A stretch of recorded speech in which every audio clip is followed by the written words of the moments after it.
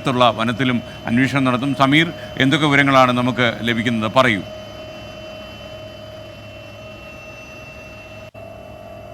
യെസ്കെയാണ് ഏറ്റവും ഒടുവിൽ നിലമ്പൂർ ചാലിയാർ പുഴയിൽ വാഴക്കാട് ഭാഗത്തു നിന്ന് ഒരു ശരീരം കണ്ടെത്തിയിരിക്കുകയാണ്. നിലവിൽ ഇവിടെയുള്ള സന്നദ്ധ പ്രവർത്തകർ നടത്തിയ തിരച്ചിലിലാണ് ഇത് കണ്ടെത്തിയിരിക്കുന്നത്. ഈ ശരീരം ഇപ്പോൾ നിലവിൽ കരക്കെത്തിച്ച് പരിശോധന നടത്തുകയാണ്. നിലവിൽ മനുഷ്യ ശരീരമാണോ എന്നുള്ള കാര്യത്തിൽ ഒരു വ്യക്തത വന്നിട്ടില്ല. കാരണം ജീർണിച്ചൊരവസ്ഥയിലാണ് ഇതുള്ളത് എന്നുള്ളതാണ്. ഞാനിപ്പോൾ നിൽക്കുന്നത് നിലമ്പൂർ നഗരസഭ തയ്യാറാക്കുന്ന ശ്മശാനത്തിന് സമീപമാണ്.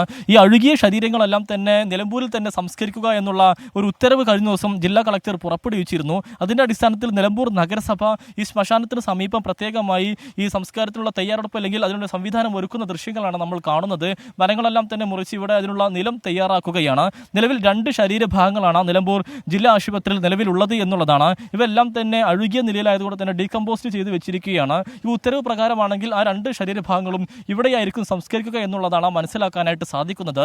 എന്നാൽ ഇതുമായി ബന്ധപ്പെട്ട ഒരു അന്തിമ തീരുമാനത്തിലേക്ക് നിലവിൽ ജില്ലാ ഭരണകൂടം എത്തിയിട്ടില്ല എന്നുള്ളതാണ് നമുക്ക് ലഭ്യമായിരിക്കുന്ന വിവരം. അതോടൊപ്പം തന്നെ ചാലിയാറിന്റെ ഭാഗങ്ങളിലുള്ള തിരച്ചിൽ ഇപ്പോൾ പുരോഗമിച്ചു കൊണ്ടിരിക്കുകയാണ്. നിലവിൽ തണ്ടർബോൾട്ട് അടക്കമുള്ള സേന, ഈ ഫയർഫോഴ്സ്, ഒപ്പം തന്നെ ഈ ഫോറസ്റ്റ് എല്ലാവരും അടങ്ങുന്ന സേന നിലവിൽ ഈ പുഴയിൽ ഈ കുമ്പളപ്പാറ എന്ന് പറയുന്ന ഭാഗത്ത് ഉൾപ്രദേശങ്ങളിൽ തിരച്ചിൽ നടത്തുകയാണ് എന്നുള്ളതാണ് മനസ്സിലാക്കാനായിട്ട് സാധിക്കുന്നത്. നേരത്തെ നമ്മൾ പറഞ്ഞത് പ്രകാരം ഈ ആദിവാസി കുടുംബങ്ങൾ ഈ ഭാഗത്ത് ചില ശരീരങ്ങൾ കണ്ടു എന്നുള്ള കാര്യം വനം വകുപ്പിനെയും ഒപ്പം തന്നെ പോലീസിനെ വിവരം അറിയിക്കുകയായിരുന്നു. ഇതിന്റെ അടിസ്ഥാനത്തിലാണ് സേന ഉടൻ തന്നെ ഈ ഭാഗത്തേക്ക് എത്തി പുഴ മുറിച്ചു കടന്ന് വനത്തിലേക്ക് ഇപ്പോൾ തിരച്ചിലിനായി പോയിരിക്കുന്നത് എന്നുള്ളതാണ്. അതോടൊപ്പം തന്നെ നിലവിൽ പോത്തുകൽ ഭാഗത്തു നിന്നും വാഴക്കാട് വരെയുള്ള ഭാഗങ്ങളിൽ 70 കിലോമീറ്ററോളമാണ് നിലവിൽ തിരച്ചിൽ പുരോഗമിച്ചു കൊണ്ടിരിക്കുന്നത്.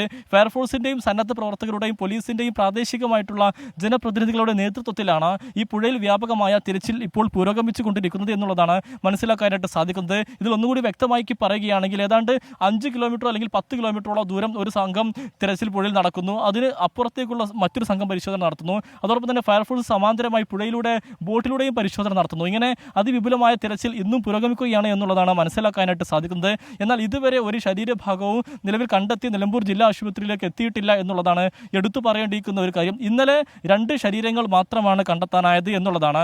നിലവിൽ 235 ശരീരഭാഗങ്ങൾ ഉൾപ്പെടെ 235 മൃതദേഹങ്ങളാണ് ചാലിയാർ പുഴയിൽ നിന്നും കണ്ടെത്തി നിലമ്പൂർ ജില്ലാ ആശുപത്രിയിൽ ഇതുവരെ എത്തിച്ചിരിക്കുന്നത് എന്നുള്ളതാണ് പറയേണ്ടിയിരിക്കുന്നത്. ഇവരെല്ലാം തന്നെ ചൂരൽമല മുണ്ടക്കൈ ഭാഗത്ത് ഒരു രാത്രിയിൽ കിടന്നുറങ്ങി ഒരു മല അവരെ അല്ലെങ്കിൽ പ്രകൃതി അവരെ നിലവിൽ കൊണ്ടെത്തിച്ചത് ചാലിയാർ പുഴയുടെ നിലമ്പൂർ ഭാഗത്തായിരുന്നു എന്നുള്ളതാണ് ഏറെ ഖേദകരമായിട്ടുള്ള ഒരു കാര്യം എന്നുള്ളതാണ്. സമീർ ബിൻ കരീമാണ് വിവരങ്ങളുമായി ചേർന്ന്